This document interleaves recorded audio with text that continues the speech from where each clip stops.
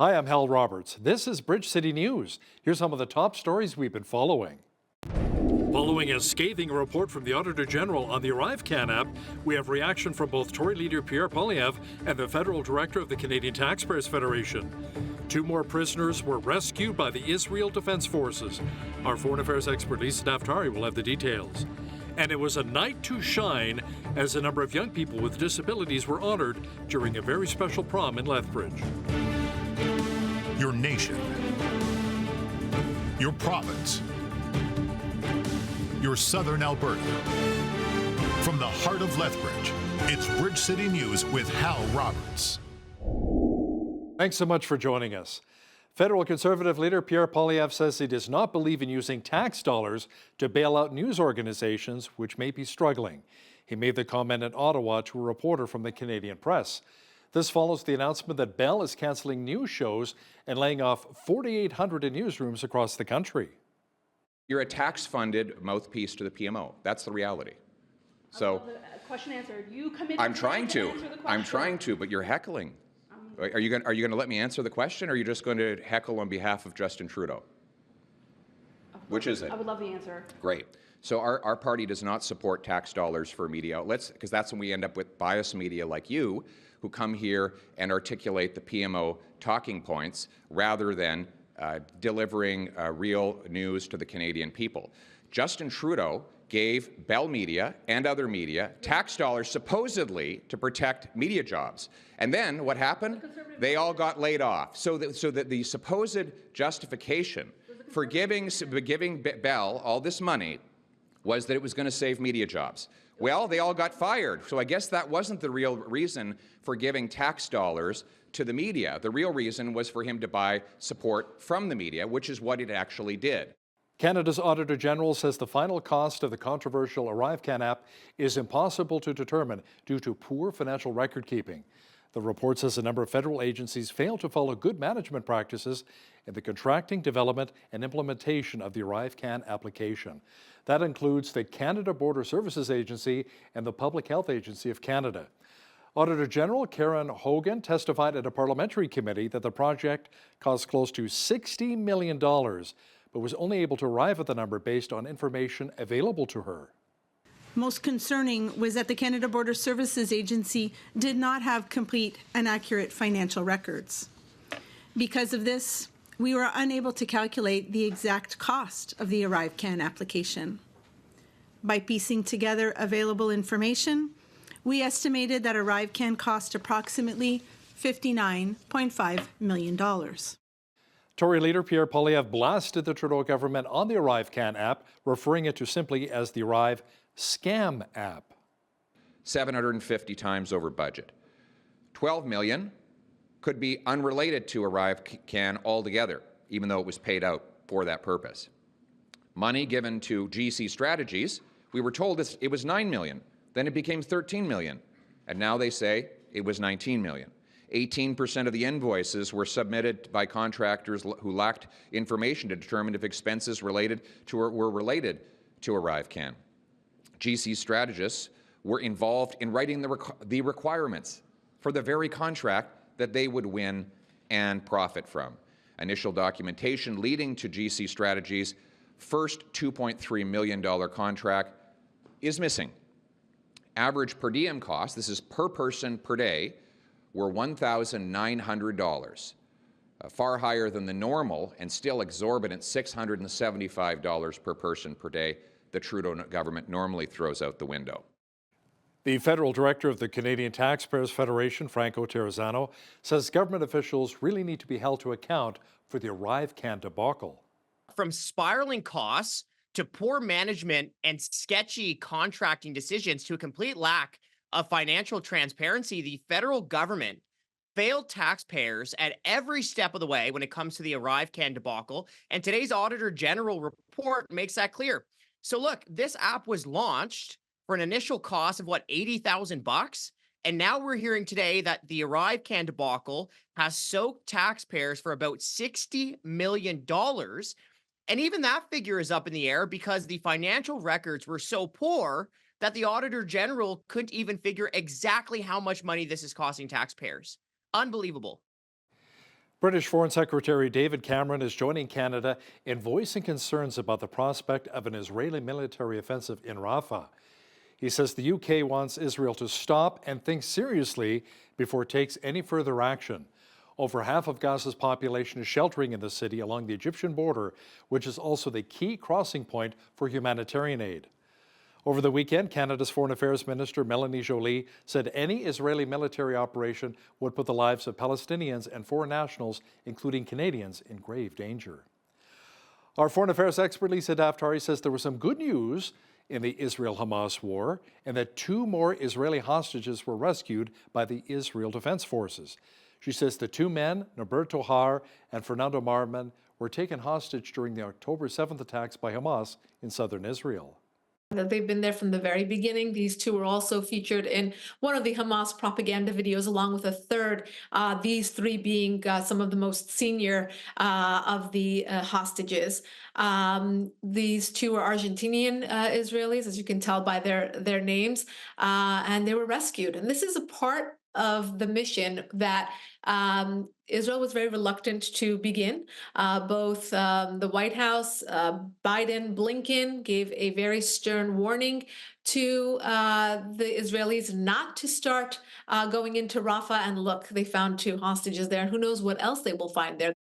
Lisa Daftari will also have details as to how many hostages are still being held captive by the terrorist group Hamas. That's coming up later in our program.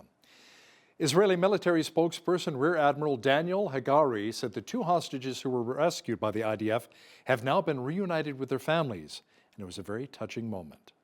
Early this morning, at 1:49 a.m., Israeli commandos carried out a hostage rescue mission deep inside Rafah in Gaza. The 2 Israeli hostages that were kidnapped by Hamas on the massacre of October 7th are now home.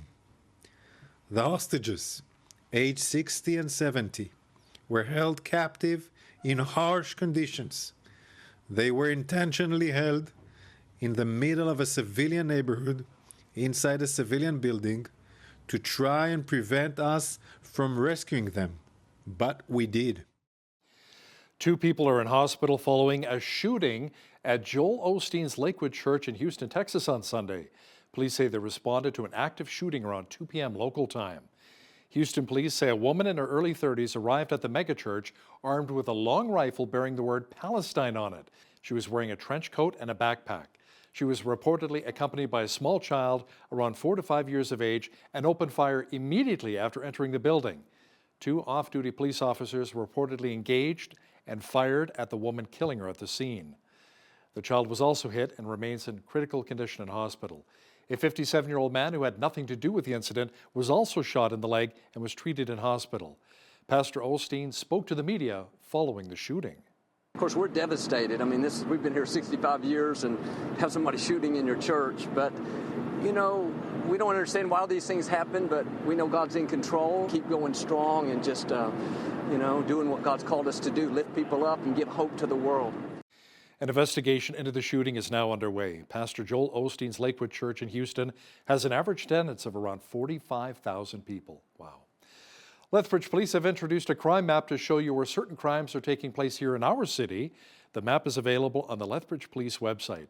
Now, to chat about this in more detail is Inspector Russell Lawrence from the LPS, who joins us here in the Windy City. Inspector Lawrence, first of all, why the need for a crime map?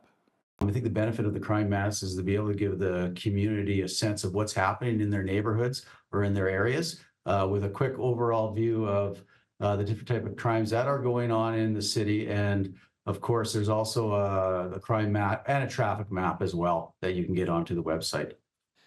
Now, what do the different colored dots on the crime map actually represent? Within the crime maps, I'll speak specifically to the crime map, not the traffic map. They are the different crime types. If you've gone on to the crime map, you'll be able to see that there's different filters, and you can filter a grouping with all crime types or individual crime types, and those different colors will depict, for example, property crimes versus other crimes or serious crimes and whatnot. So which areas of the city are still seeing the highest violent crime?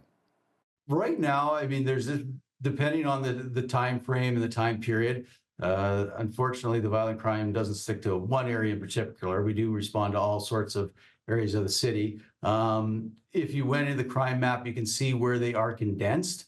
In certain areas, of course, sometimes it's based on the population.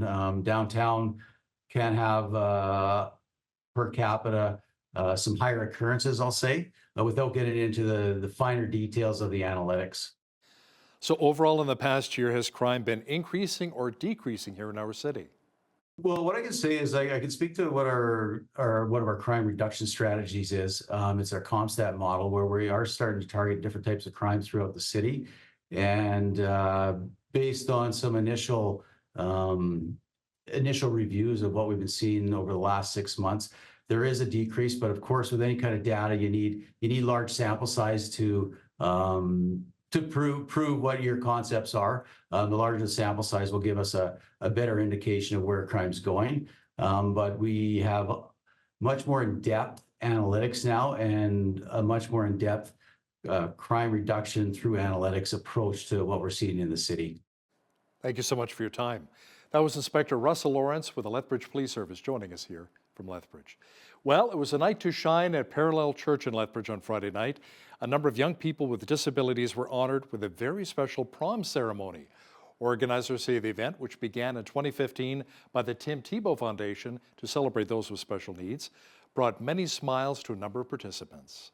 Our favorite part, collectively, I think, is the red carpet experience when individuals are coming in and they get crowned and they get to walk into the building. They have a smile on their face and you can tell that they're just excited to be here and be celebrated.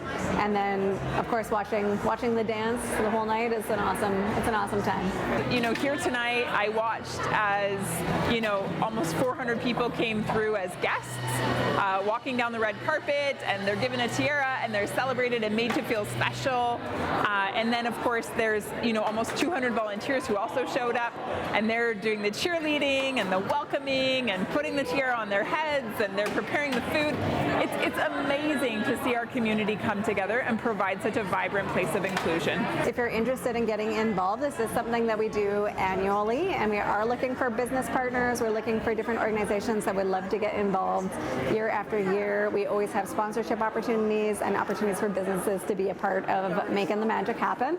So if you are listening and you're interested, we absolutely would love to find businesses like yours who would love to be a part of an event like this. By the way, Night to Shine celebrates over 100,000 people at over 600 churches in around 30 countries each and every year. Wow. You know, May is a month where many of us celebrate our moms for Mother's Day. Well, May 25th will also be a very special day here in Lethbridge. It will be YQL Aviation Day, and the theme is Women in Aviation. It'll be a time to showcase aviation careers to inspire the next generation of aviation enthusiasts. Officials with Opportunity Lethbridge say based on similar events here in Canada, they expect to have around 500 attendees. Organizers say the day will be held at the airfield. Now, one of the exciting exhibits will be the static aircraft display, which includes an F-18 demo cockpit courtesy of the Royal Canadian Air Force. YQL Aviation Day will also include a career fair, guest speakers, and networking opportunities for those who are looking at a career in the aviation industry. You know, unlike TV shows from the 1990s and earlier, it is very difficult to find a family show where the patriarch is painted as an intelligent provider and leader. You know, someone who's respected by his family and peers and really cares about his health. Many times he's portrayed as an overweight, dull, and insensitive buffoon. Well, according to marriage coach Brent Taylor, that image is attacking marriages. He says the entertainment industry is creating a marital imbalance. If you can put lies in that man's head that causes him to be a dictator, oppressive, now he's not loving his wife. So the teeter-totter is in this direction. And then if you can put lies in females' heads that, you know, we've got the victim pity party going on. We got to fight for our rights. So now the teeter-totter is going to go in the other way. Now we got the woman power thing. And what people don't realize, that's actually emasculating the men. So men were too much this way, and now we got too much this way. And Candace always said, you know, where's all the good men? Well, it's only masculinity that fosters and validates femininity. And it's only femininity that fosters and validates masculinity. And the key word is fostered. Brent Taylor will also discuss personality and gender differences and why the husband's greatest need is significance. That full interview with BCN's Naveen Day is coming up later in our program. The Kansas City Chiefs are Super Bowl champions. Andy Reid's team defeated the San Francisco 49ers 25-22 in overtime to win their second consecutive Super Bowl. Chiefs quarterback Patrick Mahomes was named the Super Bowl MVP in Las Vegas. I can't even explain what was going through my mind. I was just extreme joy. Didn't even know where to go. Just it's so excitement, man. I'm so proud of the team, so proud of the guys, and to battle to the very end. I mean, that was a microcosm of our season. I said it, and everybody came together and we were able to get the win. Yeah, I think it means more, man. I mean, to be able to battle through that adversity and come out better on the other side, and I think it prepared us for the playoffs. Obviously, we've had a lot of great playoff runs, but this is going to be up there because just the way that we kind of continue to battle whenever times weren't great. Mahomes said it would be extra sweet if they could three-peat next season to really cement this current Chiefs team as a dynasty. Congratulations again going out to Patrick Mahomes, Travis Kelce, and the rest of the Kansas City Chiefs. Oh, and of course, Taylor Swift. Well, we had kind of a mixed bag today, weather-wise, sunshine mixed with clouds and even light flurries in certain areas of southwestern Alberta. We shall see more of the white stuff again on Tuesday. Full weather details are coming up.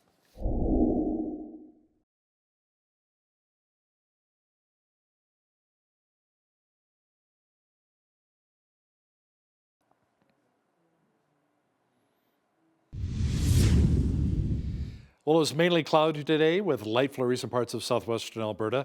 Tonight in Lethbridge, it should be partly cloudy with a low near -6. Tuesday, expect more clouds to roll in with flurries developing and the mercury hovering around -5. Wednesday, even cooler under a partly cloudy sky with a high of only -6. A chilly -10 is in the forecast on Thursday with lots of cloud cover. A high pressure system returns on Friday, clearing out the clouds with the temperature warming up to about -5.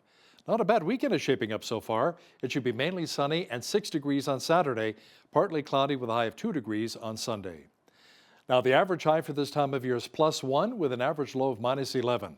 The record high was 15 degrees set back in 1988, and the record low was a very cold -32 set back in 1951. The sun rose at 7:47 and set at 5:45. The days are definitely getting longer. Let's see how the rest of the country is looking for Tuesday now. Expect light rain and a high of 8 degrees in Victoria, clearing and a high of 7 degrees in Vancouver. There's a good chance of flurries developing with a high of only -4 in Edmonton.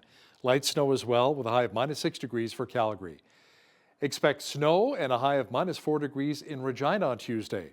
A good chance of flurries developing with a high of -6 for Saskatoon. Overcast and snowy with a high of -5 degrees in Winnipeg.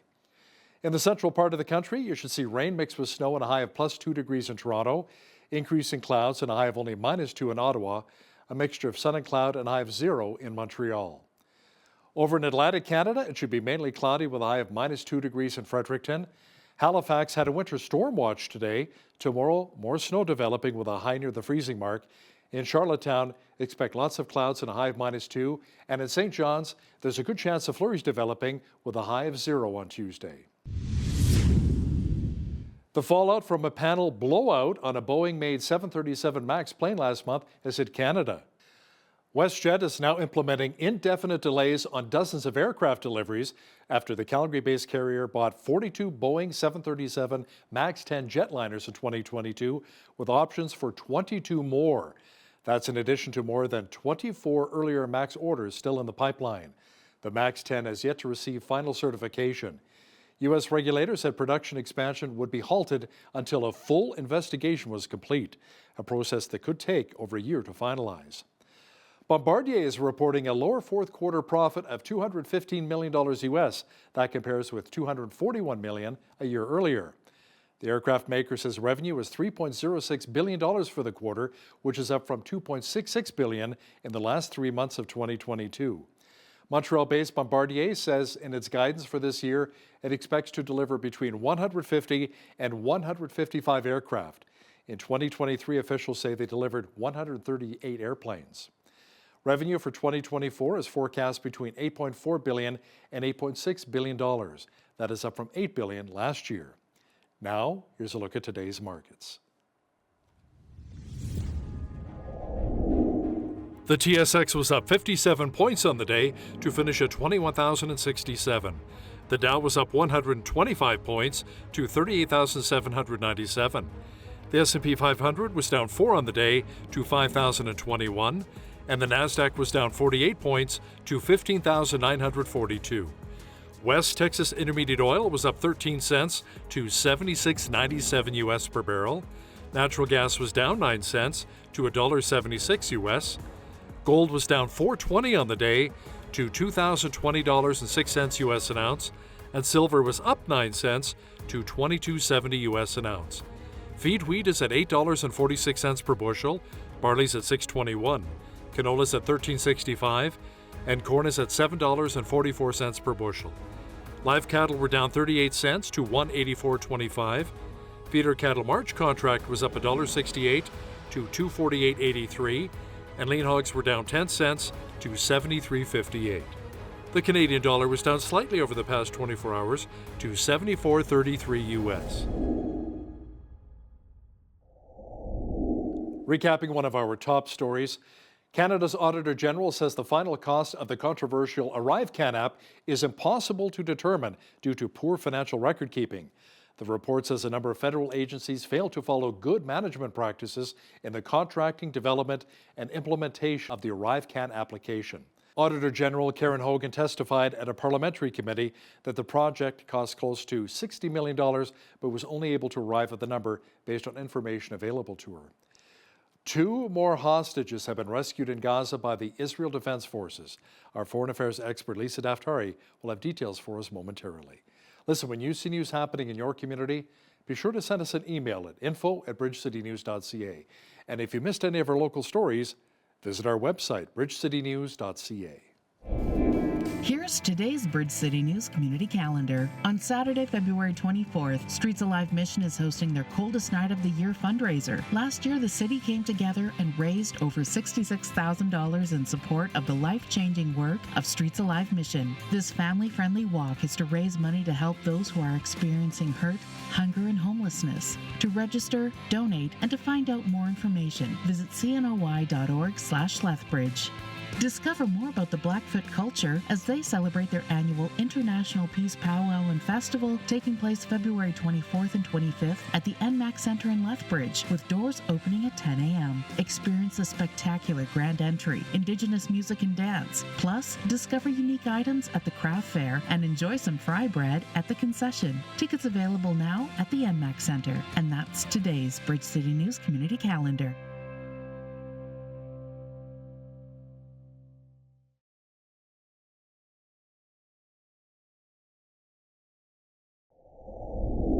Israel has rescued 2 more hostages during a nighttime military operation in Rafah.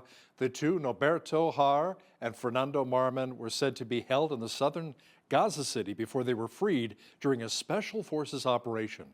Now, to chat about this in more detail is our foreign affairs expert Lisa Daftari from the Foreign Desk, who joins us once again from Los Angeles.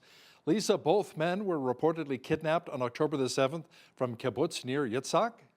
Yeah, they've been there from the very beginning. These 2 were also featured in one of the Hamas propaganda videos, along with a third, these 3 being some of the most senior of the hostages. These 2 are Argentinian Israelis, as you can tell by their names, and they were rescued. And this is a part of the mission that Israel was very reluctant to begin. Both the White House, Biden, Blinken gave a very stern warning to the Israelis not to start going into Rafah. And look, they found 2 hostages there. And who knows what else they will find there. They also got warnings from Egypt not to go into there.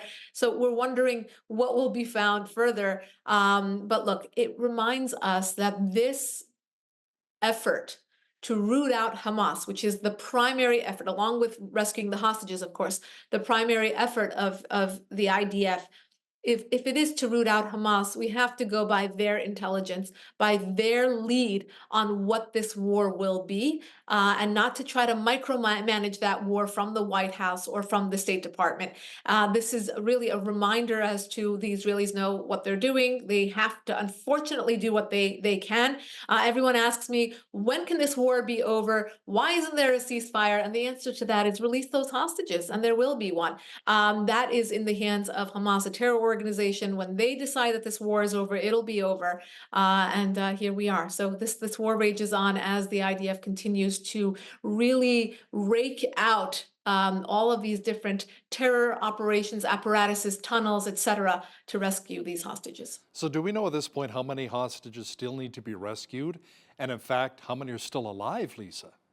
Right. There was somewhere between 130 and 135 that have been known to still be in captivity. Whether they are alive or not remains to be seen. -2 this weekend when we got these two out. So we shall see. I mean, it looks like there's north of 100 hostages still remain in Hamas custody. But last week and the week before, we got a few that we found that we got intelligence as to them not being alive and murdered, whether it was in the beginning or as they continue over the last 4 months. But to think of the children, the families, the young men, women who are still in captivity for 4 months, the amount of rape and torture and everything else that is going on, it's really mind-boggling. So again, we are trying to at least look at this in a very nonpartisan way and to say, release the civilians and we will deal with the terror organization as well. But again, looking at this as a two-pronged effort for the IDF to decimate Hamas and, of course, bring those hostages home. And we also have to think about a lot of the innocent Palestinians in Gaza who are in the middle of what's happening with the war between Hamas and Israel. I mean, over 10,000 people reportedly killed here, Lisa, so far. Yeah, it's difficult to get a number because these Palestinians are being, whether in cahoots with or being victim to Hamas. So they're either living there and helping out these terrorists, as we have seen many of them hiding these hostages in their homes, having these tunnels go in through their homes and through their backyards and everywhere else, or truly being a victim to this and wanting better but not being able to. Months leading up to October 7th, we saw some of those brave Palestinians coming out onto the streets and trying to protest living under Hamas. I've done interviews for years, over a decade. I remember under Operation Protective Edge, which was in 2014, interviewing so many Gazans who said they are victims to Hamas and not victims to Israel, as the media likes to portray. So it's important to remember those Palestinians as well. And as you said, of course, that death toll going up, senseless. This did not have to happen. As I have said many times, there was a ceasefire on October 6th. This did not have to happen. This war is senseless, of course, and those tragedies and the death toll on both sides going up for no reason. Lisa, the report surfacing that a coalition of Iran-backed militants have promised to resume painful strikes on U.S. troops that are based in both Iraq and Syria. Yeah, that hasn't stopped, but all they're doing is Iran's regime doubling down on those threats. Yesterday was the 45th anniversary of the revolution, meaning 45 years that this government has been in power. And you look at, how many victims this regime has produced. And now, of course, their proxies being in Lebanon and in Syria and in Iraq and, of course, in Yemen with the Houthis, they have truly doubled down on their initial threat. Remember, in 1979, they came into power and they said, we will always be enemies with the big Satan, which is the United States, and the little Satan, which is closer to their area, which is Israel. And they have truly kept their promise. But now, of course, doubling down on that threat, sensing a very weak administration in Washington that is playing whack-a-mole with these different threats that are coming in, whether it's in Iraq or Syria or Yemen, treating them as one-offs and not going to the root of the problem, which is Iran's regime, and dealing with them in a changed policy from Washington, D.C. According to the Israel Defense Forces, a Hamas tunnel network was recently discovered under a UN agency in Gaza that fired staffers over alleged terror links, 11 or 12 staffers. Now, Lisa, the tunnels featured computer servers, electrical rooms, and various living spaces. Yes, and this UN organization, UNRWA, if you recall, the United States and many others withdrew their aid from UNRWA recently after finding out that more than a dozen of their employees were not that they just knew about what was going on October 7th, but they were actually part of the plan, meaning they were considered members of Hamas. That is going now deeper as we're finding more evidence that there was an actual system, Hamas headquarters underneath their offices. And of course, the leadership at UNRWA is denying any knowledge of this, and I think that's pretty impossible. But this again goes to show how intertwined, how involved these individuals were, whether it's members of the media, as we saw, that were involved in October 7th, now members of UNRWA, and beyond. So it is up to the UN to stop awarding these organizations funding, stop rewarding the Iran regime, stop giving them a platform, and to really root out terrorism. There's only two sides here. You're either pro-terror or you're anti-terror. There's no nuance here. And to think that all this taxpayer money from the West went over to this terror organization that actually had Hamas headquarters in its basement, literally its basement. So very important as we find out these details that we truly, again, change our policy and our views towards these organizations. There should be aid going to the Palestinians, but we have to find a way that it is truly getting to them and not into the hands of terrorists. According to a recent watchdog report that was actually released on Friday, Lisa, the escalation in Iran-backed militant attacks on U.S. and coalition bases in the Middle East has apparently really hamstrung the Pentagon's task of suppressing Islamic State activity in the region. Yeah, of course. Doesn't that make perfect sense? Of course, this report came out to say, because we are being attacked by so many, we cannot perform our task. And the reason we are there is to suppress ISIS. And oh, look at this. Now we have a new threat, Iran's regime, which basically eclipses this effort to diminish ISIS. And let me say just one thing. The West thinks of ISIS as the biggest boogeyman in terrorism news. That's not true. When you look at ISIS, the sheer number of ISIS militants at its peak, 40, 50,000, look at Iran's regime. You have an entire country. It's a system. It's a government. Look at the budget that they now have. After we loosened the sanctions, they were able to sell $60 to $90 billion of oil sales to just China, sell weapons, produce and sell weapons to Russia, find all these different bedfellows, supporting all these different proxy wars. And now, the Pentagon puts out this report that, now we can't fight ISIS. Well, let's put ISIS on the back burner and focus on the real terror threat, both in the region and expanding further, which is Iran's regime. Yeah, who's been funding a lot of the terrorist activities. Exactly. Lisa, speaking of Iran, his foreign minister says Iran and the United States have exchanged messages throughout Israel's 4-month war with Hamas in Gaza, including discussions about the Lebanese terrorist group Hezbollah. Yeah, well, I don't think Tehran got any messages asking them to scale back on this war. We heard from President Biden also. He said something like, quote, Iran got the message. The only message that Iran has gotten, the regime in Iran has gotten over the last 3 years, is that this administration, the Biden administration, is after appeasement. They're after a handshake. They're after another nuclear deal. They are not being threatened, nor will they ever believe any words that are threatening from this administration because of the way that they perceive U.S. policy towards them, and they are actually very justified in perceiving it that way.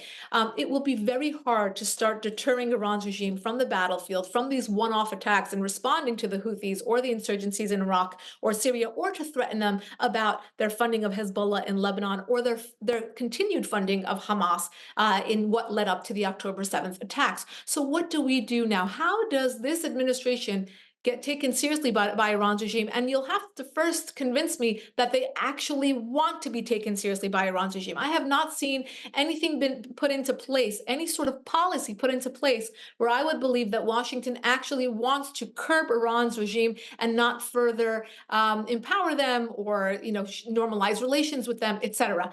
This administration took the Houthis off the terror list in their first months of being in office. They took sanctions off of Iran's regime. They continue to allow Iran's regime all of this free play. And so when we see Tehran double down, this is why. Lisa, Iran has asked FIFA to completely suspend Israel from all soccer events over the war in Gaza.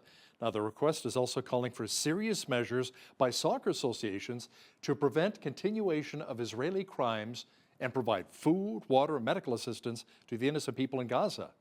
Right. So exactly. Why not push this further? We have seen so far a few different examples where athletes from different countries have refused to compete against Israelis, whether it's a team, whether it's an individual, etc. This is actually Iran's regime, a government going to FIFA and saying, don't let the Israelis into the league at all.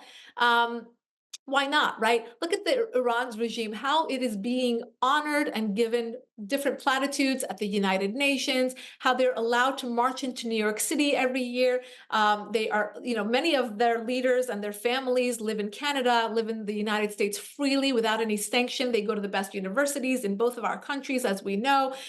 Why not now double down and say, you know what, we don't want Israel anywhere. We don't want them in FIFA. We don't want them at the UN. We don't want them in different leagues or different organizations or different acronymed political organizations, etc.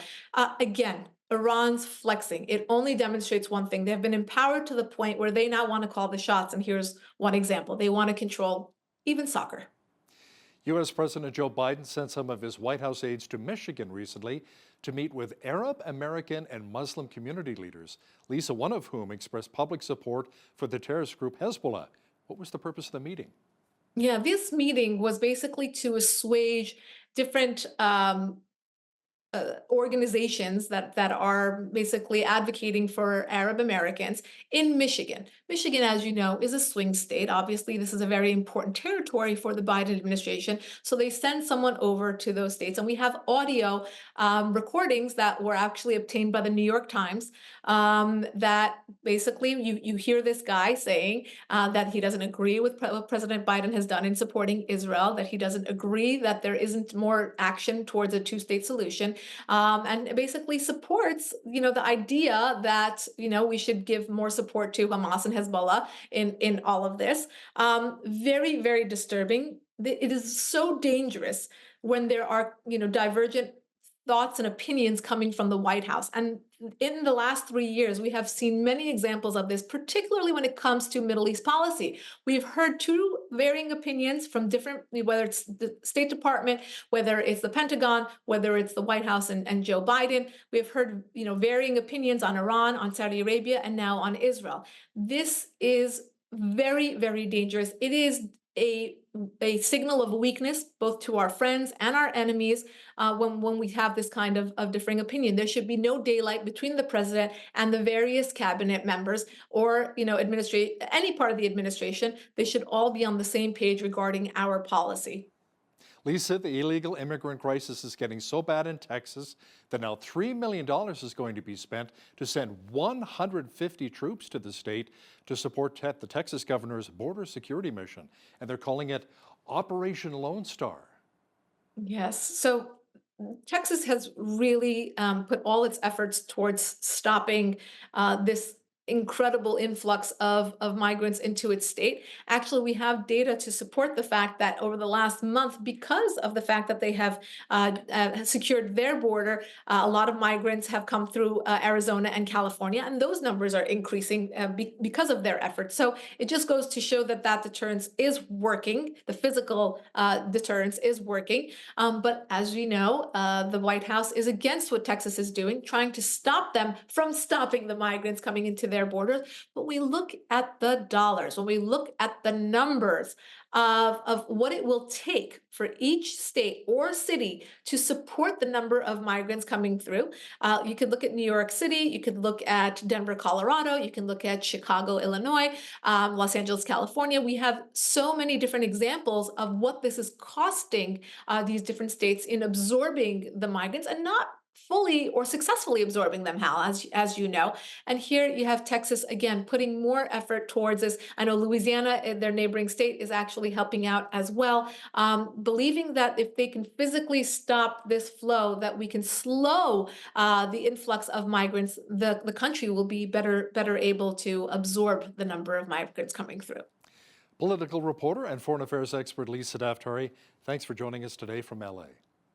My pleasure. Thank you.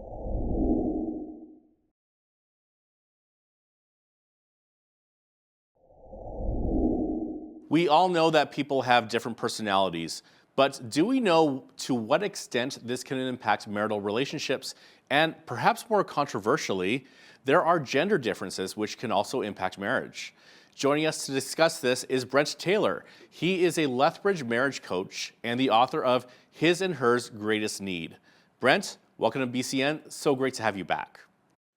Thanks, Naveen. It's great to be here and great to meet you. Thank you for having me.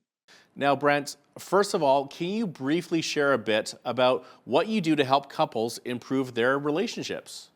Well, I would say there's a few different things, but one of them is to truly understand each other as best as they can, to give them that insight. You truly understand someone when they understand that you understand them. And so I share with them the insight in a very broad and deep level, probably more than most. There's a lot of different tools and insights and things that I use to help them understand each other. And then I help to inspire them. I coached hockey for 13 years, and I realized inspiration precedes perspiration. So I help to inspire them and help them to really understand the motive is the key to everything. I had a large manufacturing company, and people knew what to do and how to do it.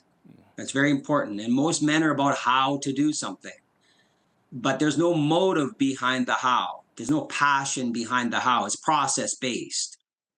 And men tend to be more that way, but the key is getting to the heart. So when we have inspiration at the heart level, then that fuels the power that's needed to really work on the hows and the whats. So I help people say, what do you do? I help get to their heart. I help get to their wanna button. I help them want to love one another.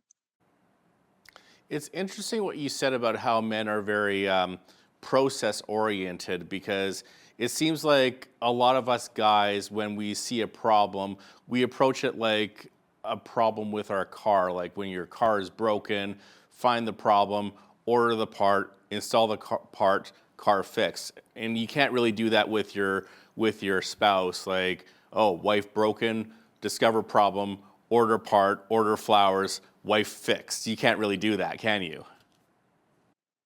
Not like that. Yes, we can, because what we give is what she receives.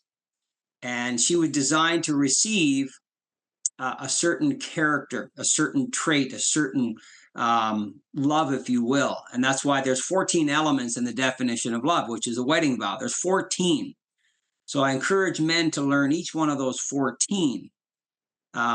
When you realize it's actually who you were designed to be, it's your nature to be that way, and you realize the gift that you're going to get, not because you want to get anything from your wife, but the joy you're going to have inside by seeing your wife shine is going to be worth it. And so, love is patient, love is kind, it's content, it's not boastful, it's forgiving, it's honest. There's a whole variety of things. So when men realize this is what their wife is looking for, to receive that, because the woman is a crowning jewel of beauty and creation. They're the greatest team between two human beings. But when she shines, that's when men are happy. And that old saying, happy wife, happy life. Don't say that with a tongue in cheek. It's actually true. The man was actually designed to give love to his wife, and she was designed to receive it. And when she receives it, she shines. So when she's not really shining, she's kind of like a multiplier. There's a speaker that says, you give her a seed, she gives you a baby. You give her a house, she gives you a home. You give her food, she gives you a meal. You give her frustration, what is she going to give you? It's when you give her love, what is she going to shine with? So men don't realize that they are actually the initiator of loving unity. They just need to learn what that love looks like and practice it in a way that she can receive, and you'll be filled with joy because she is shining. I really like what you said there about how, like, whatever you give women, your wife will grow. And whatever you sow, you'll reap, and you'll reap multiple fold. Now, what kind of feedback are you getting from those who have read your book, taken some classes, and watched the videos? Well, from those that have read the book that are married, they said it saved their marriage. And my video, I did a talk at the Yates Theater about a month and a half, 2 months ago. And one of the men was listening to my ad on the radio, And he went actually to my website, found the 17-minute video, and he went to his wife, and they were really struggling, 15 years of marriage. And he said, can we watch this? And interestingly enough, so she ordered the video and the book. She couldn't find the link. I called her. She did wind up getting the link. And when I called her, she said her and her husband watched it together. She said it was amazing. And the interesting part was she was actually going to walk out the door that day. It was a Sunday, and they watched the video that day, and they said, we're going to watch it for the next couple of months every Sunday together. The video is very profound. It's very simple. It's diagram friendly. It's easy to understand. It's 17 minutes. So numerous people have watched it. A couple in Ontario, they said, Brent, this isn't worth $29 because that's all it costs. It's worth thousands of dollars. We watched it twice in one weekend, and it blew our mind. Amazing. So the video, along with the book, in my view, if you're willing to really practice and do the right things, you can probably save yourself a lot of time and money from going to see a counselor. And you can probably put your marriage right back on track with the video and the book. Now, yes, sometimes it might take a little bit more. Some people are stubborn and selfish and they don't want to really put the work in. But once you realize how amazing this is, I think most couples will want to do it. Now, I do want to get into talking about personality and gender differences, but before we get into that, you write in your book that the greatest need for the husband is significance. Can you explain what you mean by husbands needing significance? Well, men generally, okay, I'll explain the difference between significance and security. So if a man and woman were to go to New York into the dark, deep slums of New York and the bad part of town, and it's midnight and they're staying in a junky hotel, and the woman's going to go for a walk by herself at midnight in that junky area of town all by herself, do you think she's going to want to go? No. Probably not. Would the man go for a walk by himself? Probably. He might look around the corner, but he probably would. Or if a man and woman that don't know each other are walking down the street together and they're going to cross each other in that dark slum area, who do you think is going to be more afraid of the other? The wife. She is wired by design to pay attention. In the Hebrew, when it says it's not good for the man to be alone, I'll make him a helpmeet. In the Hebrew, ezer kenegdo, ezer is the same word used for the Holy Spirit. If women knew who they really were, they wouldn't be competing. Ezer is the same word for the Holy Spirit. She has amazing spiritual intuition that men probably don't have. And they have a protection role. Kenegdo means she protects, not so much with her bronze, but with her brains. The frontal part of the lobe is wired for consequential thinking, safety, and security. She wants to protect the little ones. She even wants to protect her husbands. Most women say, take care, make sure. And most men say, go for it. What was I thinking? Men want to take the risk. We need to take risk in life, but you want to mitigate the risk. She was designed to complete him, to help him mitigate the risk. So her consequential thinking is going about safety and security. Another proof, little Johnny's climbing up a tree and Mama Bear comes by and says, Johnny, 6 years old, you better get down from the tree. You're going to break a leg. He hadn't thought about breaking his leg until she mentioned the proverbial seed. Boom, he falls, breaks a leg. But she's worried about his safety and security. Papa Bear usually comes by and says, hey, great job, son. If you reach here and here, you can go higher. He wants to conquer. He wants to, explore. He wants to, that's his significance. But the number one person he wants to be significant to is his wife. He wants to be her hero. You tell me a man that doesn't want to be his wife's hero.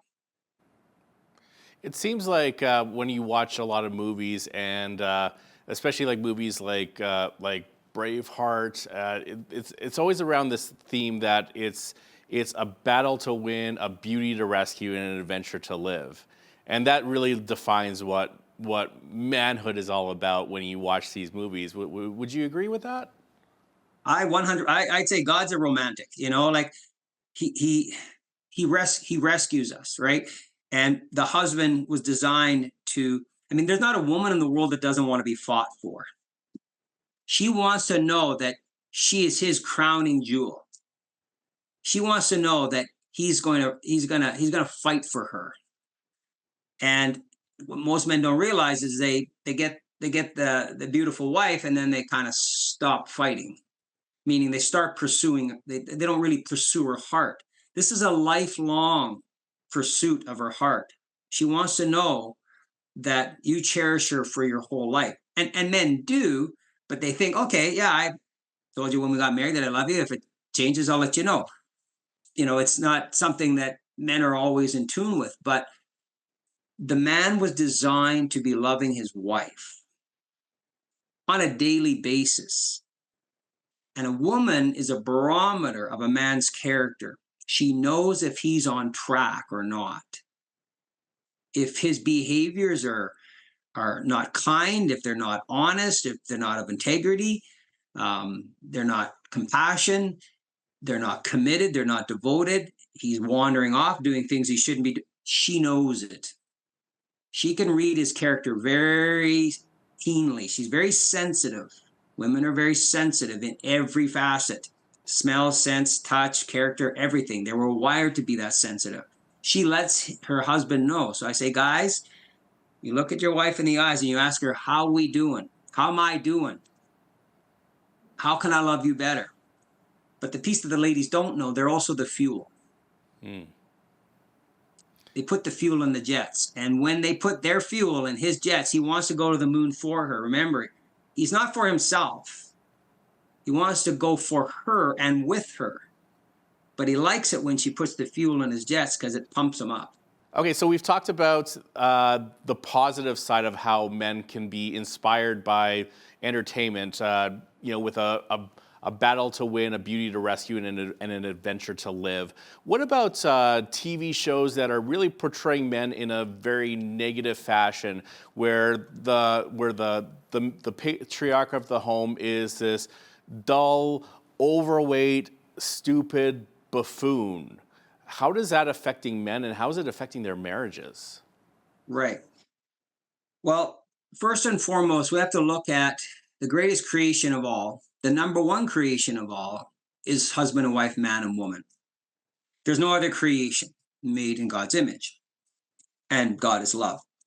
So if you can take out the leader, what happens to the rest of the world? If you can take out the way that the man was designed to love his bride, to rescue his bride, to cherish his bride, to be her hero, if you can take him out, if you can create, or if you can put lies in that man's head that causes him to be a dictator, oppressive, now he's not loving his wife. So the teeter-totter is in this direction. And then if you can put lies in females' heads that, we've got the victim pity party going on. We got to fight for our rights. So now the teeter-totter is going to go in the other way.